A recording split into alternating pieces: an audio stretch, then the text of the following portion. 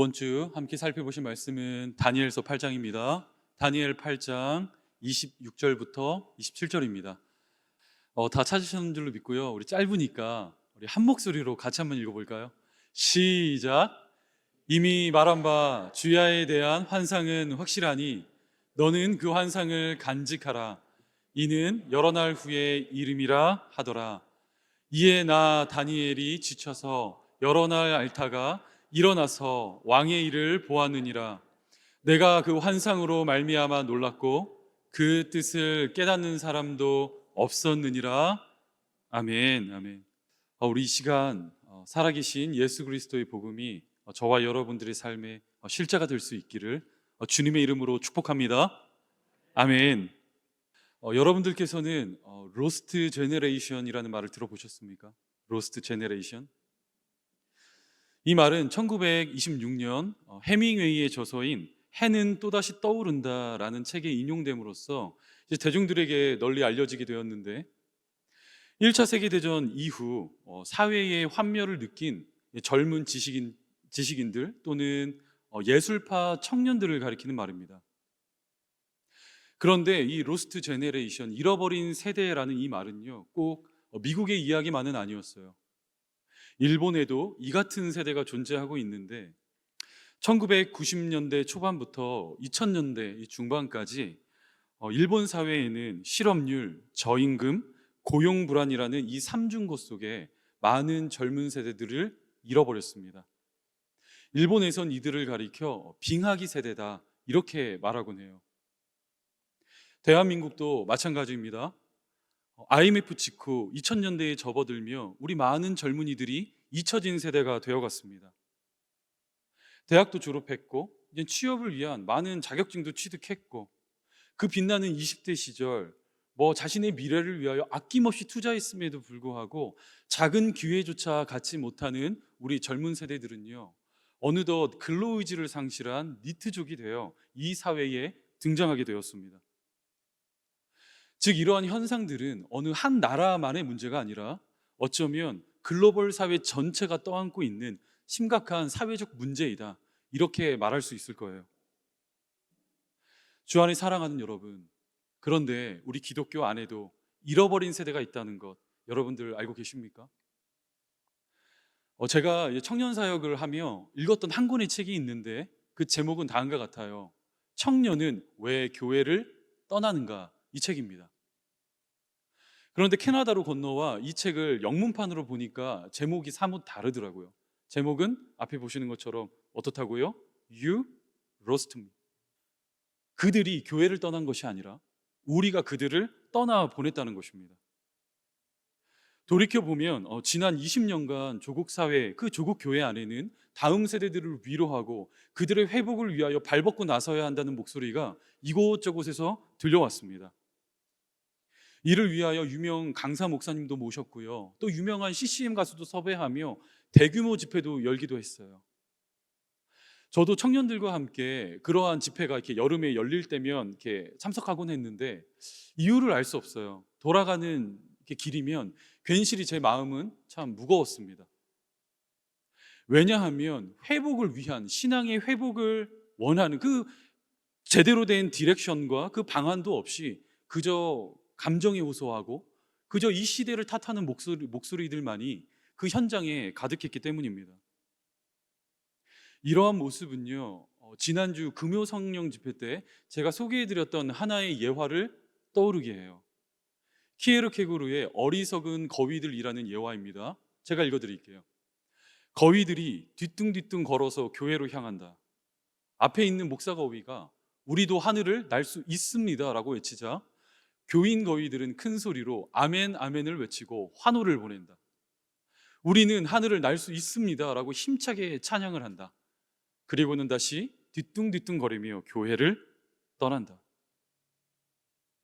주 안에 사랑하는 여러분, 만약 이것이 오늘날 저와 여러분들이 마주하고 있는 현실이요, 현 주소라고 한다면 과연 우리는 이 세상을 어떻게 살아가야 할까요?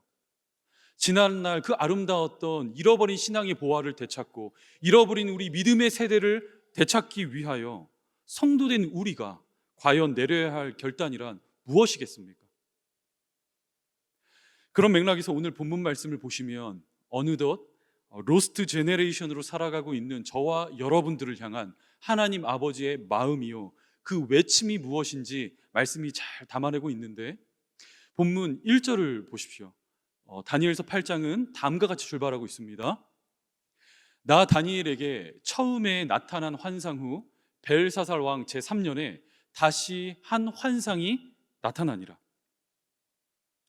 이제 다니엘서 8장은요, 이렇게 전체적인 관점에서 보았을 때 다니엘이 보았던 두 번째 환상을 설명하고 있는 말씀입니다. 우리가 2주 전에 살펴보았던 그 7장 다니엘이 보았던 첫 번째 환상 속에는 네 마리의 짐승이 등장하고 있었잖아요. 어떠한 환상이었습니까? 바벨론의 뒤를 이어 페르시아가 일어날 것이고, 또 그 뒤를 이어 그리스가 일어날 것이며 결국 로마 제국이 일어나게 될 것이라는 미래를 내다보는 환상이었습니다. 그리고 어느덧 그 시점으로부터 3년이 딱 지났을 때 다니엘이 두 번째 환상을 보게 된 거예요. 이번에 본 환상은 첫 번째 보았던 것보다 더욱더 구체적이고 실제적인 내용들이었는데, 계속해서 이어지는 3절을 보십시오. 우리 같이 읽겠습니다. 시작. 내가 눈을 들어본즉 강가에 두 뿔 가진 순양이 섰는데 그 두 뿔이 다 길었으며 그 중 한 뿔은 다른 뿔보다 길었고 그 긴 것은 나중에 난 것이더라.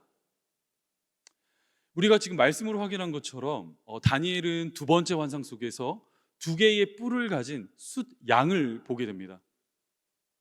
그 의미가 무엇인지 몰라 깊은 고민에 잠겨 있는데 환상 속에 또 다른 짐승이 등장하기 시작하는 거예요. 계속해서 이어지는 5절과 8절입니다. 내가 생각할 때에 한 순염소가 서쪽에서부터 와서 온 지변에 두루 다니되 땅에 닿지 아니하며 그 염소의 두 눈 사이에는 현저한 뿔이 있더라.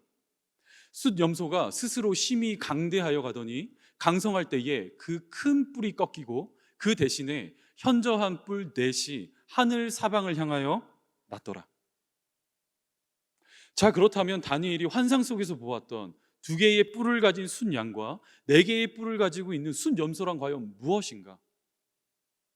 계속해서 이어지고 있는 20절부터 보시면요, 이제 가브리엘 천사가 다니엘을 찾아와 그가 보았던 환상에 대한 내용을 막 풀어서 설명해 주기 시작해요. 두 개의 뿔을 가진 그 순양은요, 페르시아를 의미하는 것이고, 앞으로 그 뒤에 일어나게 될 네 개의 뿔을 가진 숫염소는 헬라 제국, 이제 그리스를 뜻하는 것이다. 이러한 설명을 전해주게 됩니다. 말씀 한번 확인해 볼까요? 20절부터입니다. 내가 본 바 두 뿔 가진 순양은 곧 메대와 바사 왕들이요, 털이 많은 숫염소는 곧 헬라 왕이요, 그의 두 눈 사이에 있는 큰 뿔은 곧 그 첫 번째 왕이요, 이 뿔이 꺾이고 그 대신에 네 뿔이 났은즉 그 나라 가운데에서 내 나라가 일어나되 그의 권세만 못하리라. 제가 오늘 본문과 관련한 성경학자들의 주석을 찾아보니까 그들은 어떻게 말을 하고 있었냐, 이제 원래 페르시아는요, 메대와 바사라는 두 민족이 합병하여 세워진 국가입니다. 그런데 나중에 일어난, 그러니까 두 번째 뿔이 있죠, 더 길다 표현하고 있는 이 바사라는 민족이 더욱더 강성해지더니 메대를 흡수하며 페르시아라는 하나의 민족, 하나의 국가를 세우게 된 거예요. 이것이 바로 다니엘이 보았던 두 개의 뿔을 가지고 있는 숫양을 의미하는 것입니다. 정말 그가 보았던 대로 그 이후에 역사가 펼쳐지게 된 거예요. 또 그 뒤에 등장하고 있는 네 개의 뿔을 가진 숫염소란 무엇이냐? 말씀을 21절을 이렇게 보시면요, 숫염소는 곧 헬라 왕이요, 그의 두 눈 사이에 있는 큰 뿔은 곧 그 첫째 왕이다, 이렇게 말하고 있잖아요. 이 큰 뿔은 알렉산더 대왕을 말하는 거예요. 헬라 제국을 일으켜 세운 그 첫 번째 왕을 말하는 것입니다. 그런데 알렉산더 대왕이 죽은 이후 이제 그 밑에 있던 7명의 장군들이 이제 막 치열한 각축전을 벌입니다. 그리고는 헬라 제국은 결국 4개의 왕조로 나뉘어지게 돼요. 첫 번째 그리스와 마케도니아 지역은 카산드로스 왕조, 두 번째 소아시아 지역은 리시마코스 왕조, 세 번째 이집트 지역은 포톨레마이오스 왕조, 마지막 네 번째는 시리아와 이란 지역은 셀레우코스 왕조, 이렇게 4개로 분리가 되어집니다.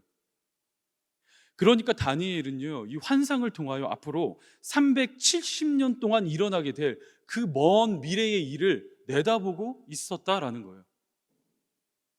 자, 여러분 어떠십니까? 이 말씀을 딱 들었을 때 어떤 생각이 제일 먼저 드세요? 참 대단하지 않습니까? 한 치 앞도 내다볼 수 없고 내일의 일도 장담할 수 없는 것이 사람의 한계요, 연약함이라고 했을 때 무려 4세기의 역사를 하나님께서 보게 하신 환상을 통하여 내다보고 예견하고 있는 다니엘, 저는 참 부럽습니다. 저에게도 그런 예지력, 그런 능력, 신령한 무엇인가가 있었으면 좋겠다, 그런 생각이 들어요.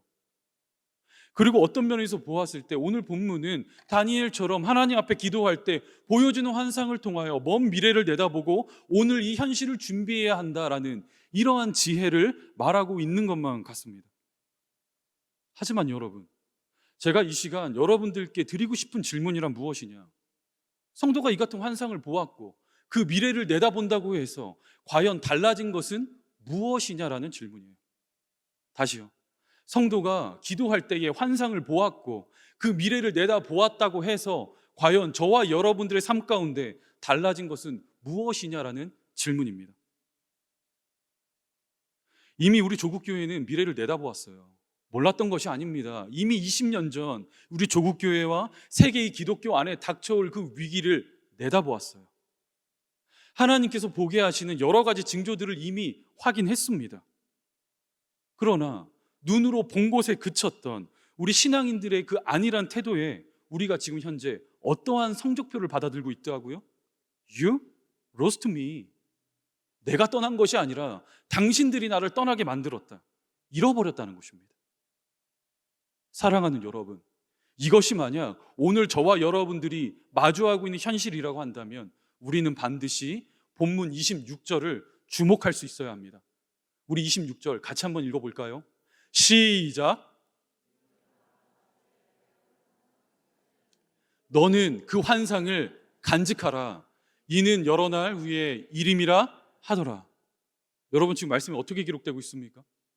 하나님께서 다니엘에게 환상을 보여주신 이후 곧바로 주어지고 있는 명령이란 무엇이라고요? 너는 그 환상을 무엇하라고요? 간직하라는 것입니다. 간직하라. 사랑하는 여러분, 성경에서 이렇게 환상이라고 말하니까 무엇인가 대단하고 신령하고 이렇게 특별한 것처럼 여겨지십니까? 다니엘처럼 어떤 특별한 소수의 사람들만이 누릴 수 있는 신령한 하나님의 능력이라 그렇게 여겨지세요? 저는 과거에 그랬습니다. 진짜 그랬어요. 이렇게 목회를 하다 보면 목회자들의 기를 팍팍 죽이시는 성도님들이 가끔 계세요.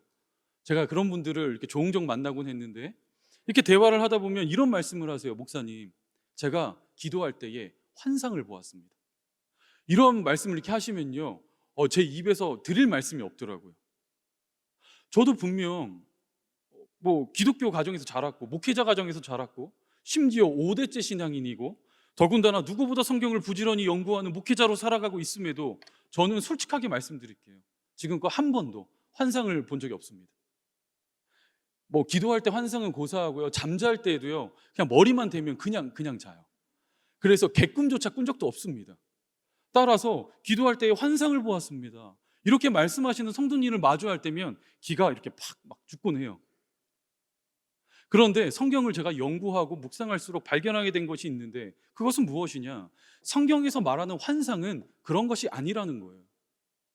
영어 성경을 보시면 그 번역이 더 정확하게 나와 있는데 성경에서 말하는 환상을요, 판타지, 일루전이라고 말하지 않고요, 비전이라고 번역하고 있습니다. 하나님께서 예수 그리스도를 영접한 모든 호흡 있는 인생들에게 성령 하나님을 허락하여 주사 그 한 성령 안에서 믿음을 가지고 마땅히 구할 것을 구하고 바랄 것을 바랄 때에 조금도 차별함이 없이 우리 좋으신 아버지께서 모든 인생들에게 하나님께서 품고 계신 그 꿈, 그 마음, 앞으로 행하실 그 행하심을 보여주시겠다는 거예요. 여러분, 이것이 비전입니다. 이것이 환상이에요. 요엘서 2장입니다. 우리 같이 한번 읽어볼까요? 시작.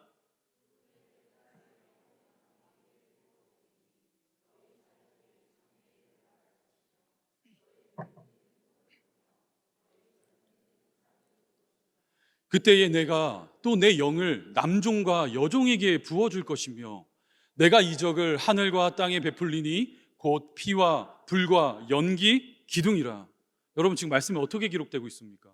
그 후에 내가 나의 영을 누구에게 부어주겠다고요? 만민에게 부어주겠다고요.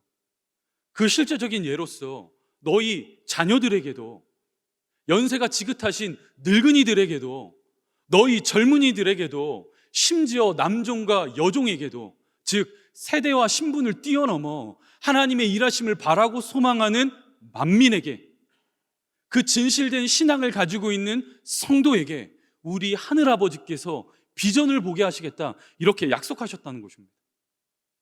그런데 문제란 무엇이라고요? 문제란 무엇이라고요? 보는 신앙에 급급하다는 거예요. 보는 신앙에 만족하고 하나님께서 보게 하셨고 품게 하신 그 신앙을 간직하는 일, 간직하는 신앙으로부터는 우리 모두가 뼈저린 실패를 거듭하고 있다는 것입니다. 제가 한번 예를 들어볼까요? 올해 2025년을 시작하실 때에 분명 여러분들 각 사람의 마음 가운데에 하나님께서 주신 비전 있습니다. 없다고 말씀하시면 안 돼요. 저는 알고 있거든요. 우리 여러분들 각 가정마다, 각 분들마다 비전이 있는 것을. 새해에 여러분들이 이렇게 한자 한자 눌러 쓰신 그 기도 제목 있잖아요. 그것이 이 사실을 증명합니다. 제가 이렇게 이름은 밝히지 않을게요. 이 교회에 속한 여러분들의 비전을 한번 들어보십시오.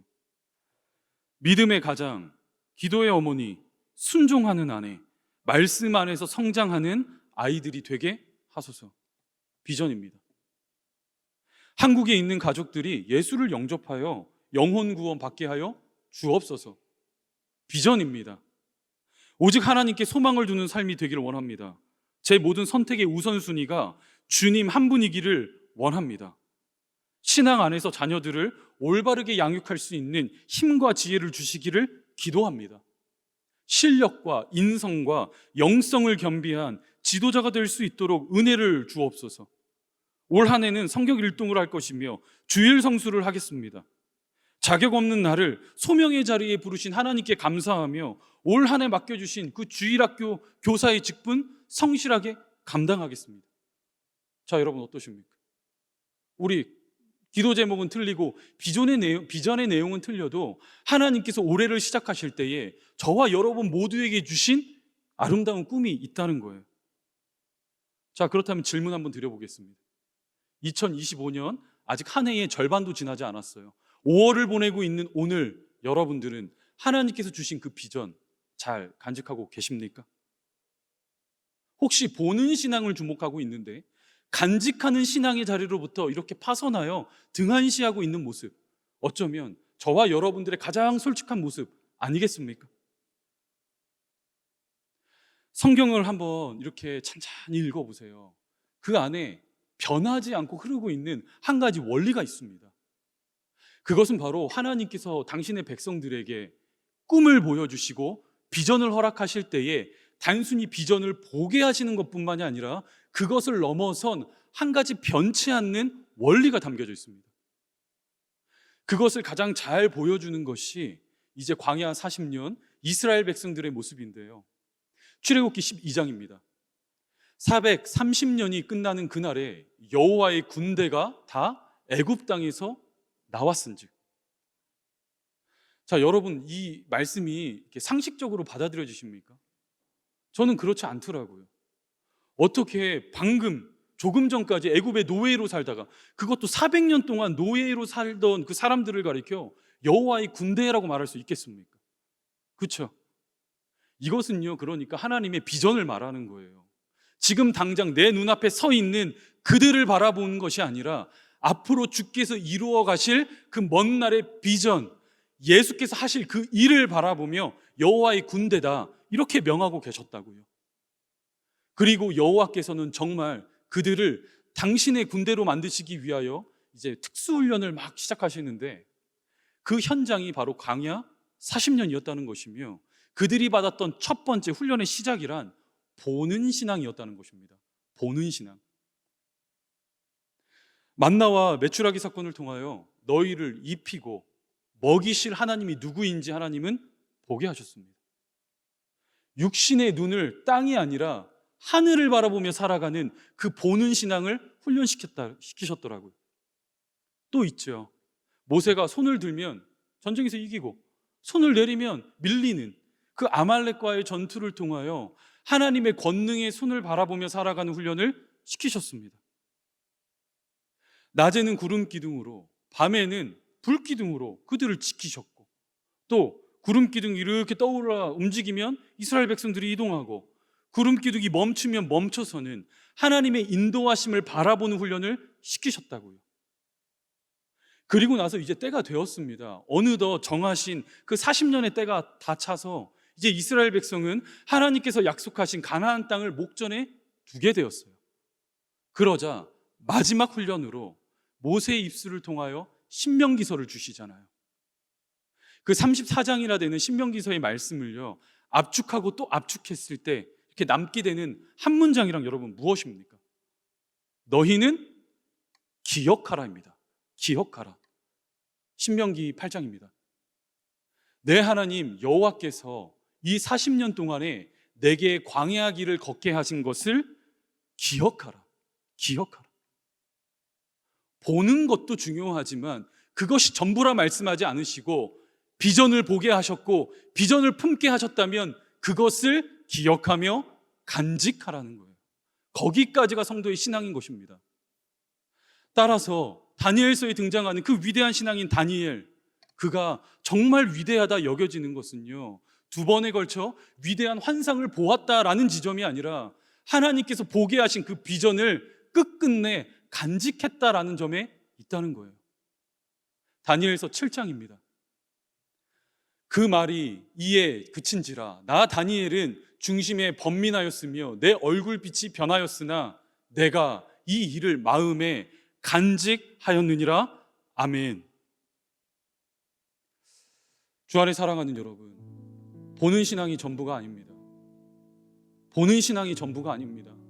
환상을 보여주옵소서, 나에게 비전을 허락하여 주옵소서. 보는 자리에 끝나는 것이 아니라 보게 하셨다면 간직하는 자리까지 나아가야 그것이 진짜입니다. 남들이 보지 못한 것을 내가 보았고 남들이 알지 못하는 것 내가 깨달았다. 그것이 성도의 실력이 아니라 성도는 보게 하신 것을 간직할 때에 그때 진짜 울림이 있습니다. 그래서 저는 한번 간직해 보려고 해요. 정말 발버둥치며 노력하고 있습니다. 간직하고자. 2년 전 이 교회를 태동케 하실 하나님께서 제게 주셨던 많은 환상들이 있어요. 비전이 있습니다. 너는 땅끝까지 이르러 내 증인이 되고 모든 민족을 제자 삼으라는 그 환상. 로스트 제네레이션이 웰컴 제네레이션이 되는 그 환상. 1년에 한 번 최소화의 인원만 남겨두거나 아니면 교회 문을 닫은 채 우리 모든 성도들과 함께 아이들 손붙들고 선교지를 향해 달려나가는 그 환상. 함께 동역했던 이 교회를 지나간 우리 사랑하는 동역자들이 저를 발판 삼아 더 아름답고 더 열매 맺는 그런 목회하기를 바라는 그 환상. 저도 언젠가 백발의 목회자가 되어 이제 은퇴를 앞두고 있을 때 물질에 집착하지 않으며 성도님들에게 사랑과 존경과 박수와 격려를 받으며 미련 없이 이 강대상을 내려오는 환상. 그리하여 끝끝내 하나님께서 맡겨주신 그 소명 다하여 주께서 저의 호흡을 가져가셨을 때 그 좋으신 아버지 품에 안겨 영생을 누리게 되는 그 환상. 저는 간직하고자 합니다. 간직하고자 합니다. 사랑하는 여러분, 여러분들은 무엇을 간직하시겠습니까? 대체 그 심령 속에 아버지께서 올 한 해 주신 어떠한 비전을 품어내고 계십니까? 혹시 우리 보는 것에 그치고 있지 않습니까? 나에겐 이러한 환상이 있다, 나에겐 이러한 비전이 있다. 그날은 뜨거웠어요. 너무 뜨거웠어요. 이것도 해보고 저것도 해보고. 하지만 상황이 변하고 내 마음이 주저앉았을 때 한순간에 잊어버리며 간직하는 신앙으로부터 물러서 있는 모습, 혹시 우리들의 모습 아니겠습니까? 사랑하는 여러분, 환상을 보게 하셨다면 간직하는 신앙까지 나아가는 저와 여러분들이 될 수 있기를 소망합니다. 그리하여 우리 캘거리 제자 삼는 교회 보게 하신 그 비전에 따스한 온도를 좀 누리며 잃지 않으며 끝까지 주께서 부르신 그 부름의 상을 향해 믿음으로 달려나가는 우리 모든 권속들 될 수 있기를 주님의 이름으로 간절히 축복합니다. 우리 함께 기도의 자리에 나아가도록 하겠습니다. 우리 이 시간 기도하실 때에 하나님, 지난날 아버지의 환상, 하나님의 꿈, 그 비전을 보여주심에 감사합니다. 올 한 해만 해도 아버지께서 이루고 싶은 그 뜨거운 환상을 가슴에 품었던 나의 모습을 돌이키며 하나님, 보는 신앙의 자리에서 벗어나 이제는 간직하는 신앙의 자리로 나아가는 우리 사랑하는 모든 권속들 다 되게 하여 주옵소서. 나의 힘과 나의 능력으로 이루어내는 비전이 아니라 아버지께서 보게 하셨으니 하나님께서 이루어가시겠다 약속하신 그 비전의 끝을 향하여 달려가는 하나님, 우리 모든 실력 있는 권속들 다 되게 하여 주옵소서. 우리 이 시간 기도의 자리에 나아가도록 하겠습니다. 기도하시겠습니다. 살아계신 하나님,